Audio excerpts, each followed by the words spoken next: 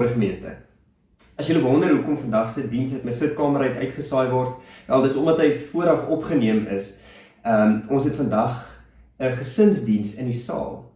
En ons het gehoor by 'n paar mense, dit is bietjie moeilik om die gesinsdienste en die saalieredienste te volg by die huis, omdat daar so baie is wat gebeur van die kamera af en mense wat praat nie oor mikrofone nie. So ons hoop dat ons op hierdie manier ook vir jou kan insluit by die diens.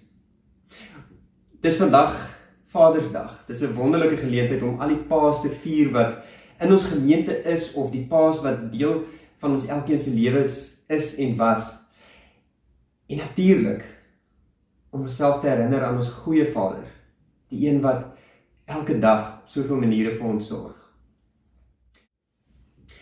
Voordat ons saam met Matteus 6 gaan lees, nooi ek jou om saam met ons te aanbid. Daar sal 'n paar liedere wees wat gespeel en gesing word. Die woorde kan jy volg op die skerm, of vir die van ons wat by Mimosa kyk, die liedjie se nommers sal ek ook aankondig, soos wat dit in die leer voorkom van Mimosa.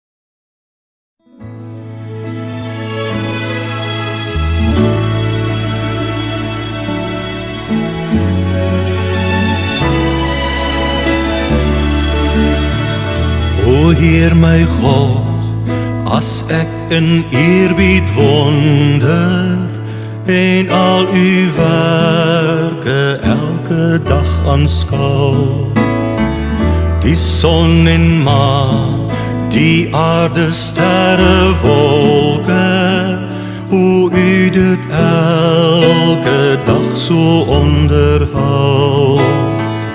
Ek sien die veld, die bosse, berge, vlaktes, ek hoor hoe fluister grasse, stroom en wind.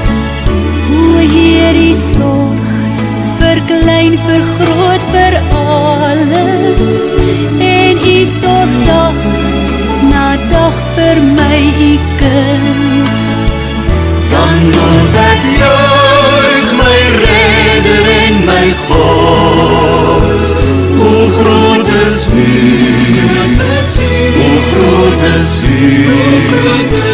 wanneer die hele skepping klink dit saam. Hoe heerlik Heer, u grote naam.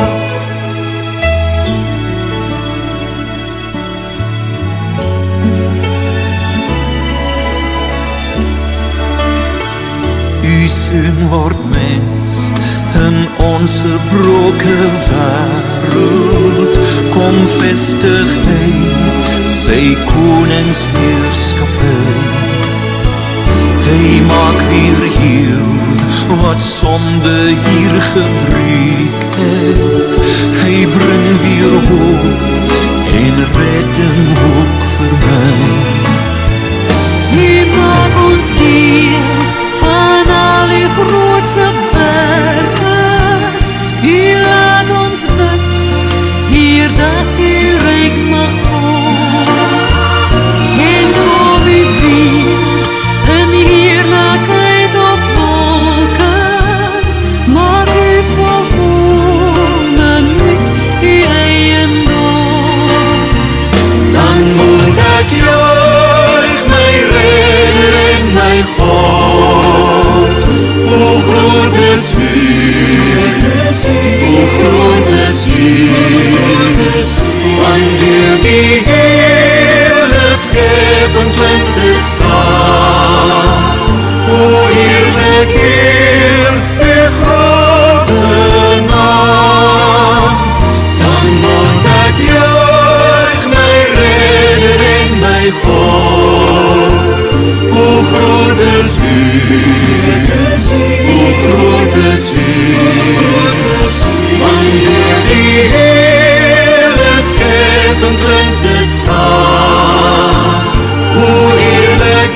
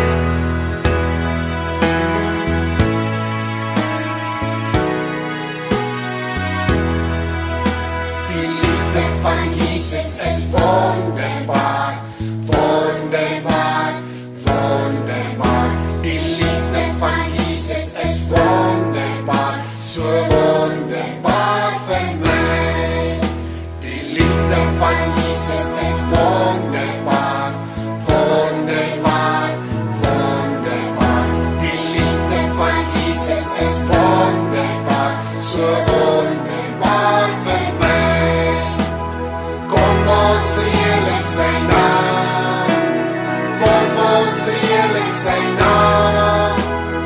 Alles verander, maar Jesus nooit.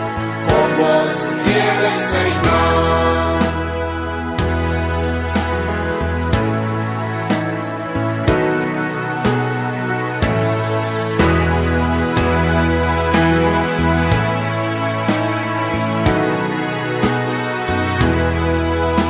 Dat hy my gered het, is wonderbaar, wonderbaar, wonderbaar. Dat hy my gered het, is wonderbaar, so wonderbaar vir my.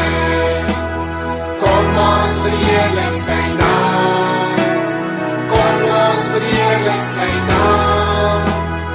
Alles verander, maar Jesus nooit. Kom ons verheerlik sy naam, kom ons verheerlik sy naam, kom ons verheerlik sy naam. Alles verander, maar Jesus nooit. Kom ons verheerlik sy naam.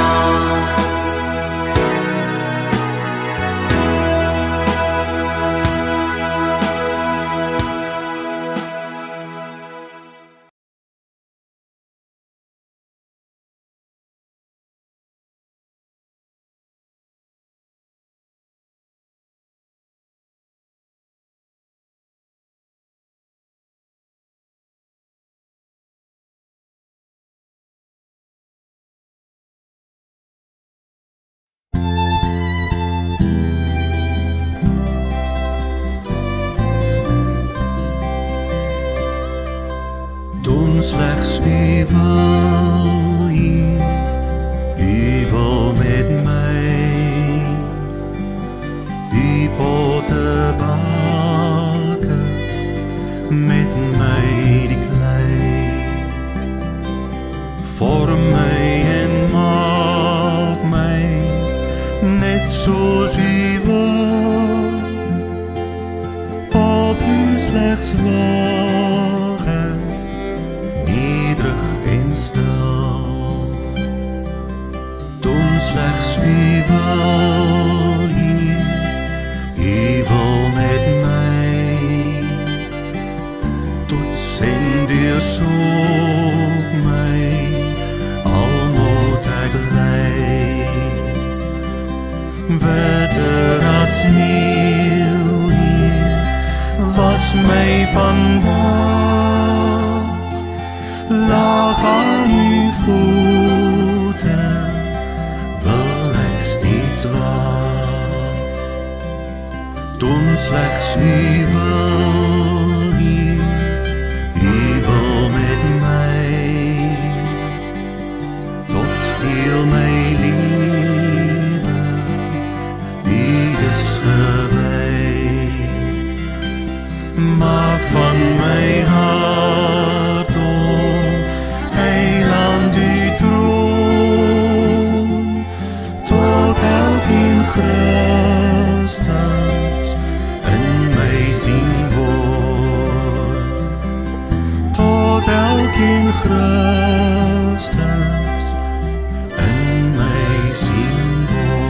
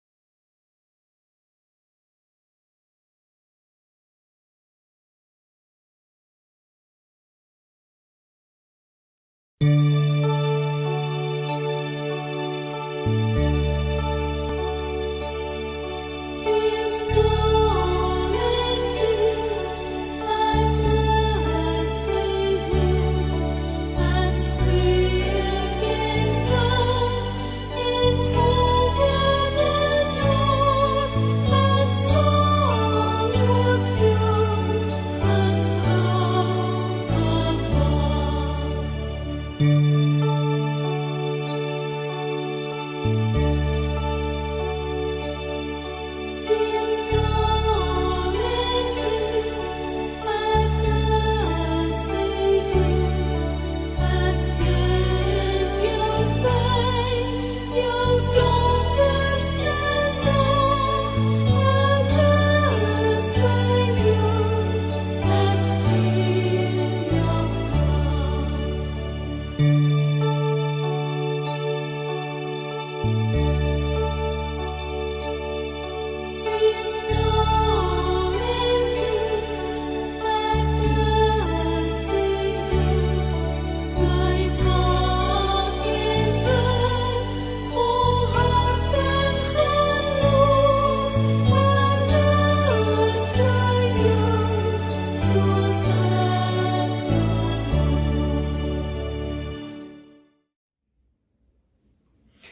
Here God, dankie dat ons U kan aanbid as ons wonderlike Vader. As die een wat so goed sorg vir ons. As ons nou U woord oopmaak, bid ek dat U met ons sal praat op 'n persoonlike manier. Dankie vir U liefde. Amen.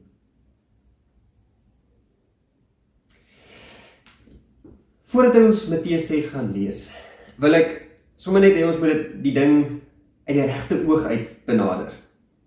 Nou, ek is lief vir die skrywe van J.R.R. Tolkien. Hy is die ou wat die Lord of the Rings reeks geskryf het en 'n klomp ander boeke wat ook in dieselfde wêreld van Middelaarde afspeel. Nou, as mens lief is vir sy skrywe, dan kom jy agter, daar's 'n klomp mense reg oor die wêreld wat ook lief is vir hoe hy skryf. En van die mense raak so bietjie fanaties. Hulle raak absolute kenners op die vakgebied van J.R.R. Tolkien en die wêreld wat hy geskryf het. Hulle ken sy persoonlike geskiedenis heeltemal, waar hy gebly het, waar hy groot geword het, hoe hy die lewe ervaar het. Hy was van Bloemfontein, ek weet nie hoeveel van julle dit weet nie. In 'n geval, maar hulle raak ook kenners op die wêreld wat hy geskryf het, en dan kan daar vurige debatte ontstaan oor, maar wat het hy eintlik bedoel, of hoe het hy eintlik hierdie ding gesien, of daai ding benader. En op 'n stadium het hulle afgekom op 'n klomp van sy stories, wat nie klaar geskryf is nie, die unfinished tales. Van hulle was op so 'n punt waar mense dit nie kon klaarmaak nie, maar van hulle was baie naby aan klaar. En toe het hulle gevra, maar wie sal hierdie ongelooflike moeilike taak om van hierdie stories klaar te skryf? Wie sal daai taak op hulle kan neem? Op die ouende was dit iemand met die naam Christopher Tolkien. Dis sy seun. Want sien, Christopher het nie net geweet wat sy pa geskryf het nie. Hy was nie net 'n kenner ook op die vlak nie, maar hy het sy pa geken. As ons Matteus 6 lees, eintlik die hele bergpredikasie en eintlik die hele 4 evangelies, dan moet ons iets van dit in gedagte hou. Jesus kom nie net as die beste teoloog wat ooit gelewe het nie net die kenner van die wet nie, maar as die een wat die Vader ken, sy Vader ken, diep, intiem, persoonlik. Met daai oë, kom ons lees Matteus 6. Nou, as ek vir julle sê, moet jy nie bekommer nie, dan sal meeste van ons dink, okay, ons begin by vers 25, waar presies daai woorde voorkom, moet jy nie bekommer nie, maar ek wil ons nooi om vandag 'n bietjie 'n tree terug te gee. Die 2020 vertaling help ons daarmee, want sy indelings begin al by vers 19. So ek gaan vir ons saam lees uit vers 19, van vers 19 af, tot aan die einde van hoofstuk 6, vers 34.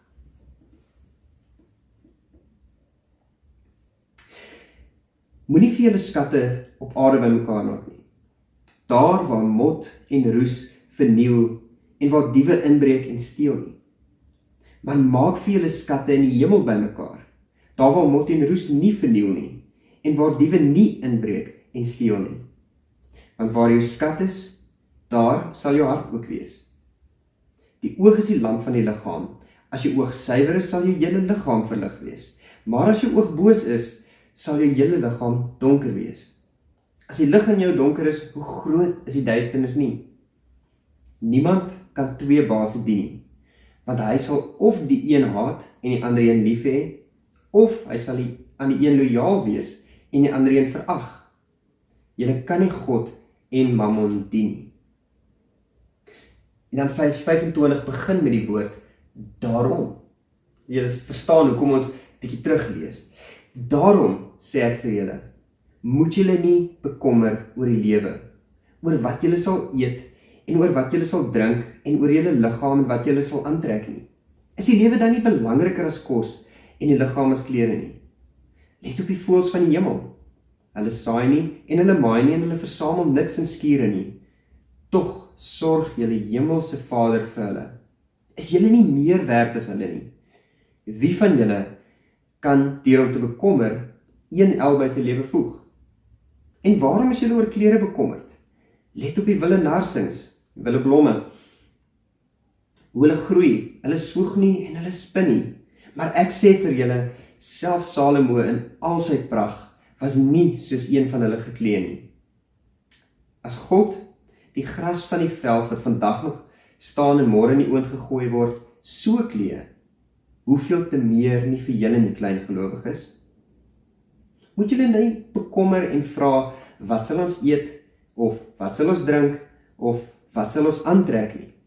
Dis immers alles dinge waarna die heidene nasies soek. Julle hemelse Vader weet tog wat julle alles nodig het. Maar soek eers die koninkryk van God en sy geregtigheid, en al hierdie dinge sal vir julle bygevoeg word. Moet julle dus nie bekommer oor die dag van môre nie, want môre sal hom oor homself bekommer. Elke dag genoeg van sy eie kwaad.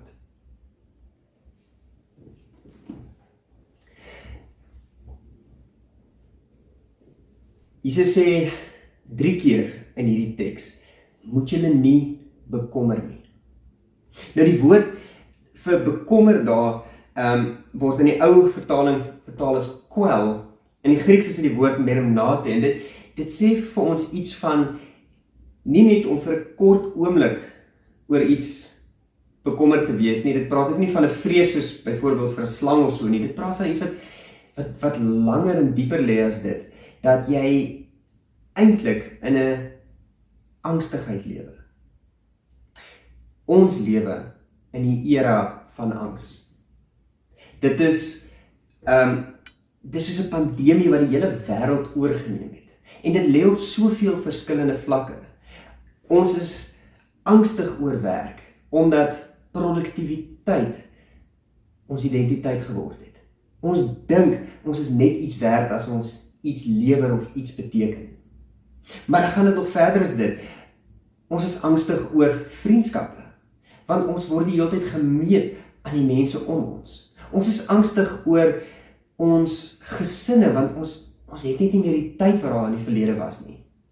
Ons is angstig oor ons eie geestesgesondheid, want ons word gekonfronteer deur so baie uitdagings, so baie keuses, dat baie van ons nie voel ons kan cope daarmee nie.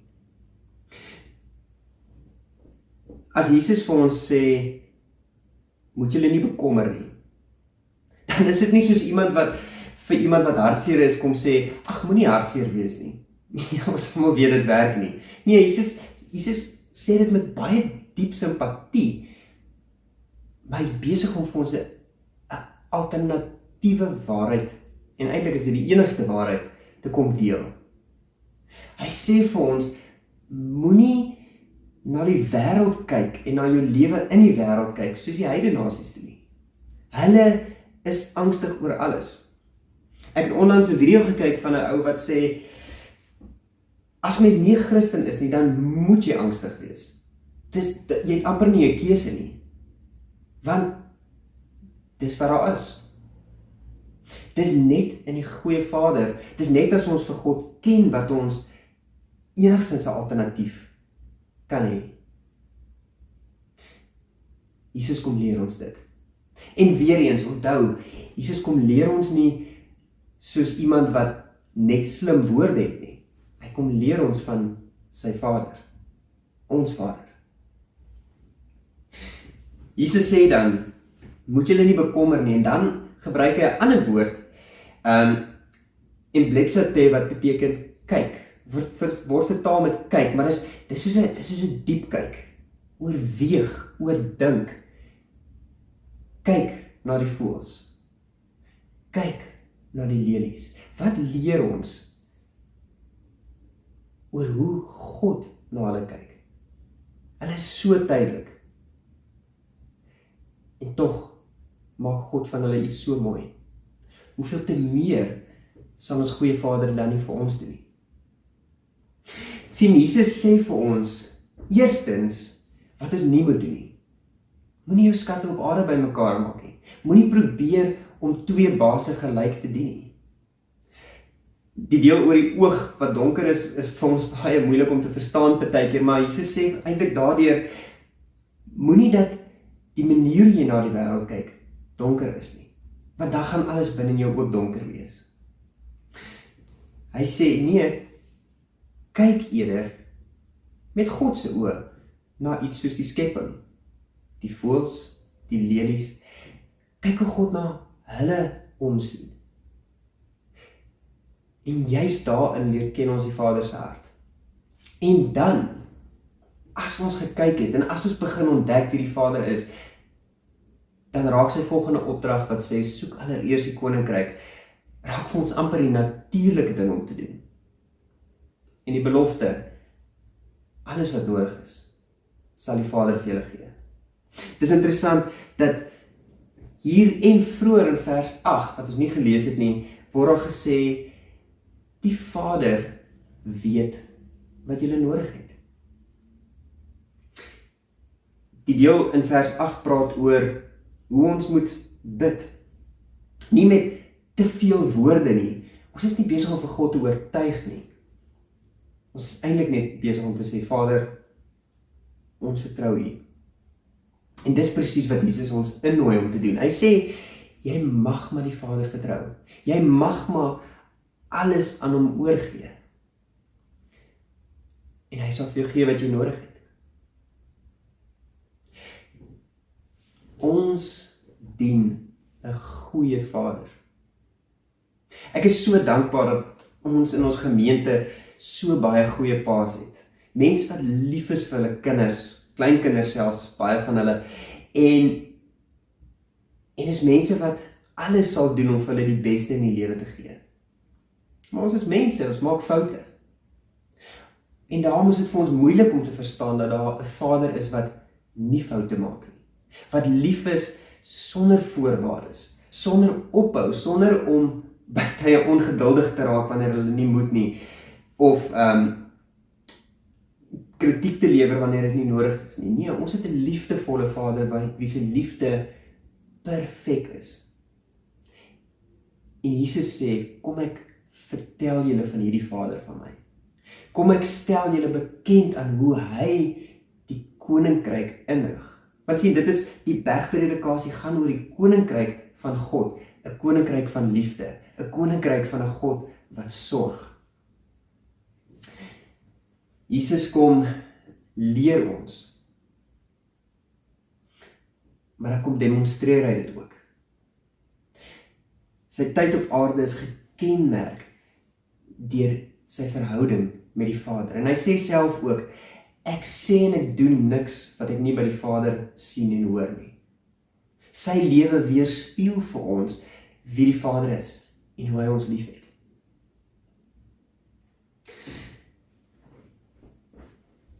Ek dink dit is vir ons baie keer uitdagend om werklik oor te gee. Want in ons kop sê dit dalk vir ons, maar dat ek niks oor nie. Ek dink Jesus leer vir ons iets anders. So eerstens sê hy vir ons, nie God is jou enigste prioriteit nie. Maar hy sê God is jou hoogste prioriteit. Met ander woorde, ja, jy mag maar dink oor wat gaan ons vanaand eet. Ergens moet iemand 'n ete beplan. Dalk as jy in Mimosa bly, word die etes vir julle beplan, maar daar's nog steeds besluite wat ons moet neem. Dis nie verkeerd nie. Wat Jesus vir ons leer is, daai is jou tweede prioriteit. God is jou eerste. En wanneer God jou eerste prioriteit is, dan gaan jy agterkom, daai tweede prioriteit raak al hoe kleiner. In ons gemeente, meeste van ons wonder dalk nie oor of daar kos gaan wees of nie. Ons is in die bevoorregte posisie, meeste van ons, dat ons genoeg het om te eet, genoeg het om aan te trek. Ons bekommernisse lê daar baie dieper as dit. Wat moet ek vir my koop? Die dierder goed in die lewe. Wie is die mense met wie ek my tyd moet spandeer? Waar moet ek my toespits om werklik te groei? Ons almal koop selfhelpboeke en ons probeer oefen en ons probeer 'n klomp goed doen en dit is nie verkeerd nie. Maar is dit ons eerste prioriteit? Jesus nooi ons in en hy sê, nee, God sal sorg vir jou besigheid, vir jou gesin, vir jou familie. Stel my net eerste. Die tweede ding wat Jesus ons nooi om te doen is om anders te kyk na ons eie lewe. Hy sê, sien jouself, en jou vriende, en jou familie, en jou werk, en jou, selfs jou stokperdjies en jou aftyd, sien dit bietjie uit 'n ander oog uit. As geskenke van God af. As goed wat vir hom kan dien en kan prys. Dit beteken nie ons moet dit alles prys gee nie. Dit beteken nie ons mag niks in die lewe geniet nie. Inteendeel, hy nooi ons in om dit werklik te geniet. Tot eer van God.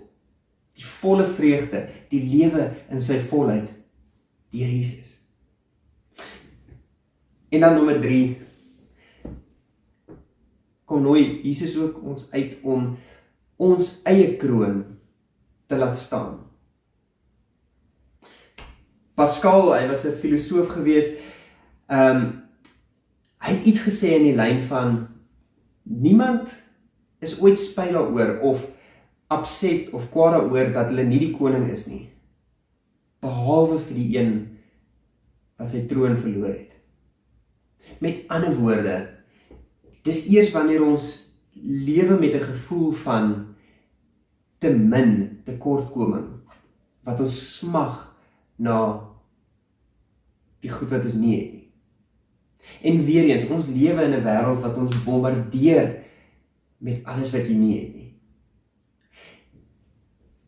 Wat doen ons? Ons probeer daai goed kry. As ons net nog 'n bietjie harder werk, of nog 'n bietjie harder oefen, of net 'n bietjie meer die ou wees, of die vrou wees, wat almal na opkyk, dan sal die lewe wees soos wat dit hoort. Ons is die heeltyd besig om te beklei vir beheer oor ons eie lewe. En Jesus kom sê vir ons, dis nie nodig nie. Hy nooi ons uit om daai goed te laat staan, om die kroon terug te gee vir God. En om hom te vertrou. Wanneer ons dit doen, is dit soos 'n las wat van ons skouers afval. En ons sê, my tyd, my geld, my lewe, my familie, my vriende, my stokperdjies, alles gee ek oor. Sodat ek nie angstig hoef te wees daaroor nie. Sodat God my kan lei, my kan vrymaak van die goed wat nie belangrik is nie, en my kan vestig op die goed wat ewig is. Hoe wonderlik is dit nie? Ek kan vir julle sê, elke liewe keer in my lewe wat ek daai besluit geneem het, om iets aan die Here toe te vertrou, dan is dit net 'n wonderlike las van mense skouers af. Dit beteken nie dat jy nie hard werk nie, dit beteken nie dat jy moet hard leer vir jou eksamens, vir die van ons wat nog eksamens moet skryf, of dat jy moet moeite insit in jou huwelik nie, nee, absoluut. Maar dit gaan nie meer oor ons nie, en dis bevrydend. Dit gaan oor die Here. Jesus sê, soek allereers die koninkryk van God. Alles wat nodig is, sal hy vir jou gee. Ek dink ek en jy sou dalk gedink het is net mooi woorde, soos wat baie ateïste dink oor Jesus. Maar sien, Jesus het nie daar gestop nie. Hy het dit vir ons kom wys. As jy wil, kan jy die video pause en die nagmaaltekens vir jouself gereed kry, want Jesus het vir ons kom wys aan die kruis wat dit beteken om werklik die Vader te vertrou. Ons weet dat Jesus die aand voordat hy gekruisig is in die tuin van Getsemane die gebed gebid het wat gesê het, Here, as ek kan, laat hierdie beker van lyding my verbygaan, maar tog nie my wil nie, maar U wil, Here. Ons weet dat dit die vertroue was wat op die ouende hom na die kruis toe gelei het. Maar dit is ook die grootste oorwinning wat daar nog ooit was. Toe Jesus saam met sy disippels was, het hy geweet wat kom. Hulle het nie, hulle het nog nie verstaan nie, maar hy het toe al geweet Hoe belangrik is dit dat ons dit moet onthou ook. En daarom het hy ons die wonderlike teken van die nagmaal gegee. Toe hy saam met hulle was aan tafel, het hy gesê, die brood wat ek breek, is my liggaam, wat vir julle gebreek is. As ons dit eet, kom ons onthou hoe Jesus alles opgeoffer het.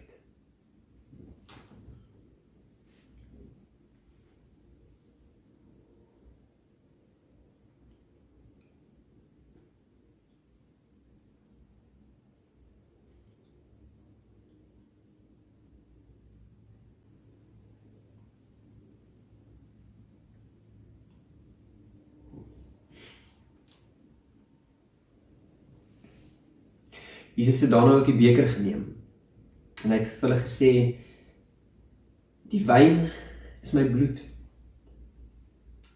wat vir julle vloei.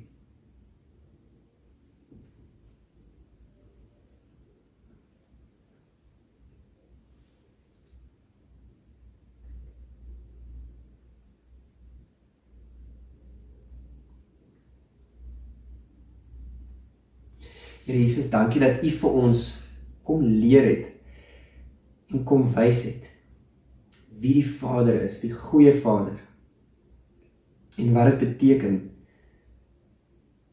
om hom te vertrou. Here Jesus, mag ons soos U alles bereid wees om op te gee, sodat ons alles wat werklik saak maak kan verkry. Dankie Here vir elke pa en oupa wat hulle geloof in U stel en hulle kinders en hulle kleinkinders leer om ook hulle vertrou op U te sit.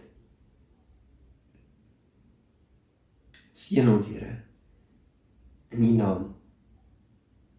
Amen.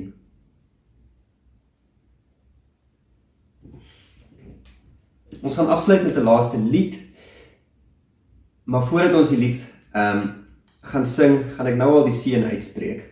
Ek wil jou nooi om na die lied gesing is, en nadat jy hulle verdaag het, die vrae wat in ons afkondigings is, met mekaar te bespreek.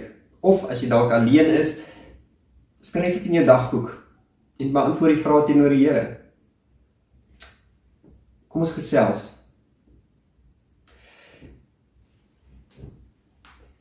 Ons dien 'n goeie Vader.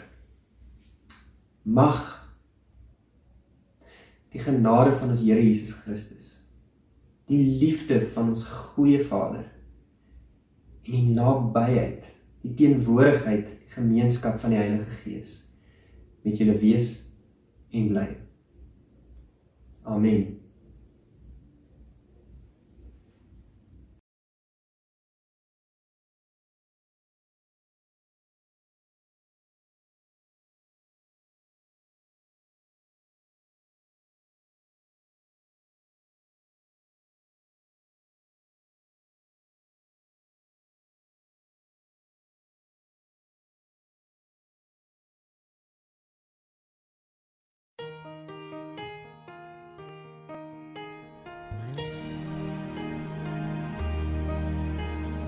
Praat ek mense hele tale, maar dis nie uit liefde nie.